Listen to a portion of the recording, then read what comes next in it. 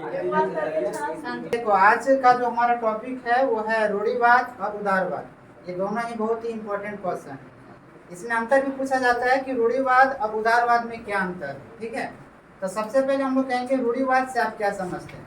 तो लिखेंगे यूरोप समाज का मतलब यूरोप समाज के ऐसे लोग, मतलब यूरोप समाज के ऐसे लोग जो पुरानी रीति रिवाजों, जो विभिन्न प्रकार के पुराने रीति रिवाज, उन लोग का रीति रिवाज होता था, वो में कुछ परिवर्तन करना नहीं चाहते थे, लेकिन समय के साथ साथ हल्का हल्का कुछ उसमें परिवर्तन करना चाहते थे। ऐसे समाज को रूढ़िवाद के नाम से जाना जाता है। यानी रूढ़िवाद के नाम से जाना जाता है मतलब वो अपने समाज में कोई परिवर्तन नहीं करना चाह रहे हैं। तो इससे हमें ये पता चलता है कि क्या वो निरंकुशवाद सरकार का मतलब समर्थन करते होंगे या विरोध करते होंगे। समर्थन करते होंगे। जो क्या करते थे, समर्थन करते थे। इसके साथ साथ कहेंगे कि ये निजी संपत्ति का भी क्या करते थे, समर्थन करते थे। निजी संपत्ति का भी समर्थन करते थे। क्या जब वो रूढ़िवाद, जब वो निरंकुशवाद का समर्थन करते होंगे तो क्या वो स्वतंत्रता के पक्ष में होंगे या निरंकुशवाद के पक्ष में होंगे? वो स्वतंत्रता के पक्ष में नहीं। तो डायरेक्ट हम कहेंगे कि सर रूढ़िवाद से आप क्या समझते हो। तो लिखेंगे यूरोप समाज के ऐसे लोग, यूरोप समाज के ऐसे लोग जो पुरानी रीति रिवाजों को बनाए रखना चाहता है। तो कहेगा सर पुरानी रीति रिवाज क्या है? जैसे हमारा निरंकुशवाद शासन व्यवस्था, विभिन्न प्रकार के वंशानुगताधिकार, विभिन्न प्रकार की जो निजी संपत्ति में जो किसी शासक का रहता था, वो सब सारी चीजों को क्या करना चाहते थे, बनाए रखना चाहते थे, रखना चाहते थे। तथा समाज परिवर्तन मतलब अपने समाज में तथा अपने समाज में कुछ कुछ परिवर्तन करना चाहते थे। पूरा का पूरा नहीं, कुछ कुछ परिवर्तन करना चाहते थे। उन्हीं को हम क्या कह सकते हैं, रूढ़िवाद। मतलब एक बार फिर से मेरे तरफ से कि यूरोप समाज के ऐसे लोग, यूरोप समाज के ऐसे लोग जो पुरानी रीति रिवाजों को बनाए रखना चाहते थे तथा समय परिवर्तन के साथ अपने समाज में कुछ कुछ बदलाव करना चाहते थे, उन्हीं को हम रूढ़िवाद के नाम से जाना जाता है। आपके का सर इसकी विशेषता क्या थी? तो ये निरंकुशवाद शासन व्यवस्था का समर्थन करती थी, निजी संपत्ति का भी ये क्या करती थी, समर्थन करती थी। ये स्वतंत्रता के पक्ष में नहीं थी, समानता के पक्ष में नहीं थी। लेकिन इसका उल्टा देखा जाए, उदारवाद से आप क्या समझते हैं? तो लिखेंगे यूरोप समाज के ऐसे लोग, यूरोप समाज के ऐसे लोग जो निरंकुशवाद सरकार का विरोध करती थी, समानता के पक्ष में थी, स्वतंत्रता के पक्ष में थी, उन्हीं को हम उदारवाद कह सकते हैं। एक दूसरे तरीके से कह सकते हैं कि सर उदारवाद से आप क्या समझते हैं? तो उदारवाद कह सकते हैं, उदारवाद का जो उत्पत्ति हुआ वो लैटिन भाषा के लेबर से हुआ, लैटिन भाषा के लेबर से हुआ। उदारवाद से आप क्या समझते हो? डायरेक्ट कहेंगे कि उदारवाद का जो उत्पत्ति हुआ था, उदारवाद की उत्पत्ति कहाँ से हुआ? तो डायरेक्ट कहेंगे सर उदारवाद की उत्पत्ति लैटिन भाषा के लेबर से हुआ, जिसका शाब्दिक अर्थ समानता तथा स्वतंत्रता। मतलब ये लैटिन एक लतीन भाषा है, यूरोप समाज का एक लतीन भाषा है, जिसका उत्पत्ति पूछा जाएगा। उदारवाद की उत्पत्ति किस भाषा से हुई है? लतीन भाषा से। किस भाषा से? लतीन भाषा। और लतीन भाषा के कौन सा वर्ड से हुआ है? लेबर से। क्या किससे हुआ है? लेबर। जिसका लेबर का शाब्दिक अर्थ क्या है? स्वतंत्रता या समानता। बात समझ में आ गया? पूछा जाएगा उदारवाद से आप क्या समझते हैं? तो लिखेंगे उदारवाद का शब्द की उत्पत्ति लतीन भाषा के लेबर से हुआ है, जिसका शाब्दिक अर्थ स्वतंत्रता या समानता। अब उसके बाद इसकी परिभाषा लिखेंगे, यूरोप समाज के ऐसे लोग, यूरोप समाज के ऐसे लोग जो निरंकुशवाद सरकार का विरोध करती थी, निजी संपत्ति का विरोध करती थी, स्वतंत्रता के पक्ष में थी, और वो कहते मतलब लोकतांत्रिक सरकार के पक्ष में थी, ऐसे समाज के लोगों को उदारवाद के नाम से जाना जाता है। बात सबको समझ में आ गया? अब इन्हीं में हमारा पूछा जाएगा कि सर रूढ़िवाद और उदारवाद में क्या क्या अंतर था। तो हमने पहले बताया कि रूढ़िवाद में जो थी वो कौन सी सरकार के पक्ष में थी? निरंकुशवाद। ये किसके पक्ष में थी? निरंकुशवाद। ये निरंकुशवाद के पक्ष में थी।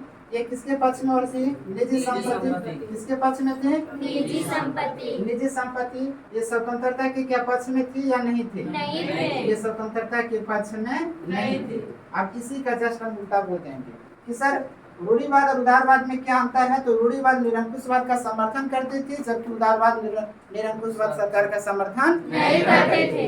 अगला कहेंगे सर रूढ़िवाद निजी संपत्ति का समर्थन करती थी, जबकि उदारवाद निजी संपत्ति का समर्थन नहीं करती थी। रूढ़िवाद स्वतंत्रता के पक्ष में नहीं थे, जबकि उदारवाद स्वतंत्रता के पक्ष में थे। आप सबको समझ में आ गया? इन्हीं को दिक्कत? No sir. चलिए ये आपका दोनों समझ में आ गया? Yes sir. टेबल रे ठीक से बैठो, ठीक से बैठो, सबको ठीक से बैठो। उसके बाद फिर से लिखना, ठीक से बैठो। हमारा है रूढ़िवाद से आप क्या समझते हैं। दूसरा हमारा टॉपिक है उदारवाद से आप क्या समझते हैं, जो ये बहुत ही महत्वपूर्ण प्रश्न है। सबसे पहले हम लोग कह सकते हैं कि सर रूढ़िवाद से आप क्या समझते हैं, तो डायरेक्ट हम लिखेंगे कि यूरोप समाज के ऐसे लोग, यूरोप समाज के ऐसे लोग जो पुरानी रीति रिवाजों को बनाए रखना चाहते थे तथा समय परिवर्तन के साथ साथ उनमें से धीरे धीरे कुछ बदलाव करना चाहते थे, तेज से नहीं, धीरे धीरे बदलाव करना चाहते थे। ऐसे समाज के लोगों को हम रूढ़िवाद कहते हैं। ये हमने वही लिखा है यूरोप समाज के ऐसे लोग, यूरोप समाज के ऐसे लोग जो पुरानी रीति रिवाजों को बनाए रखना चाहते थे तथा समय परिवर्तन के साथ साथ अपने रीति रिवाजों में कुछ परिवर्तन करना चाहते थे, उन्हें हम किस नाम से जाना जाता है, रूढ़िवाद के नाम। इसकी क्या विशेषता थी, इसकी सबसे पहले यह विशेषता थी कि यह निरंकुशवाद सरकार तथा निजी संपत्ति के में क्या थी, पक्ष में थी, इसका समर्थन करती थी। इसकी पहली विशेषता क्या रही कि रूढ़िवाद जो होती थी वो निरंकुशवाद सरकार का समर्थन करती थी, निजी संपत्ति का भी क्या करती थी, समर्थन करती थी तथा यह स्वतंत्रता के पक्ष में नहीं थी। इसकी तीन विशेषता यही थी।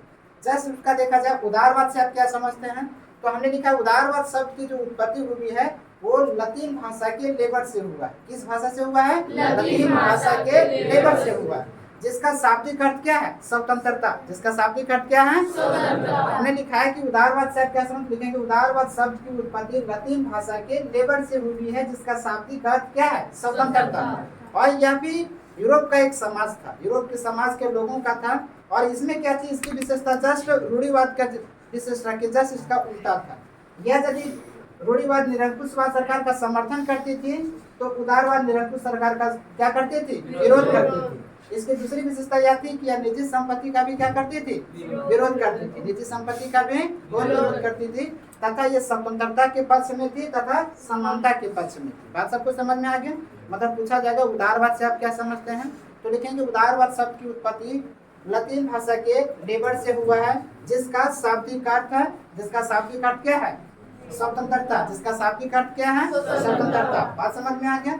यह किस प्रकार का सरकार का समर्थन करती थी, तो यह रूढ़िवाद सरकार का समर्थन, मतलब यह निरंकुशवाद सरकार का समर्थन नहीं करती थी, यह लोकतांत्रिक सरकार का समर्थन करती थी। यह निजी संपत्ति के घोर विरोध करती थी, जबकि रूढ़िवाद जो था वो निजी संपत्ति का समर्थन करती थी।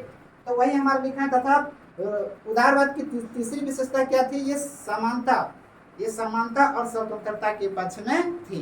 तो एक बार हम फिर से कह सकते हैं कि सर उदारवाद शब्द की उत्पत्ति किस भाषा से हुई है, उदारवाद शब्द की उत्पत्ति किस भाषा से हुई है, लेबर, लतीन भाषा के लेबर से हुआ। लेबर का शाब्दिक अर्थ क्या था, स्वतंत्रता। अगला क्वेश्चन पूछा जाएगा, यूरोप का वह कौन ऐसा समाज रूढ़िवाद समाज का विरोध करती थी। विरोध कौन करता था, उदारवाद। विरोध कौन करता था, उदारवाद। पूछा जाएगा वो कौन, यूरोप समाज का वह कौन ऐसे समूह के लोग थे जो निजी संपत्ति क्या करते थे, विरोध। कौन करते थे, विरोध। कौन विरोध करते थे, उदारवाद। कौन विरोध करते थे, उदारवाद। अगला क्वेश्चन पूछा जाएगा कि वह यूरोप समाज का कौन ऐसे लोग थे जो स्वतंत्रता और समानता के पक्ष में थे। कौन थे स्वतंत्रता और समानता के पक्ष में, उदारवाद। कौन थे, उदारवाद। बात सबको समझ में आ गया। इनमें से किन्हीं को दिक्कत, रूढ़िवाद और उदारवाद के पॉइंट में किन्हीं को दिक्कत, चलिए दिक्कत किन्हीं को नहीं है, तो चलिए ठीक, एक बार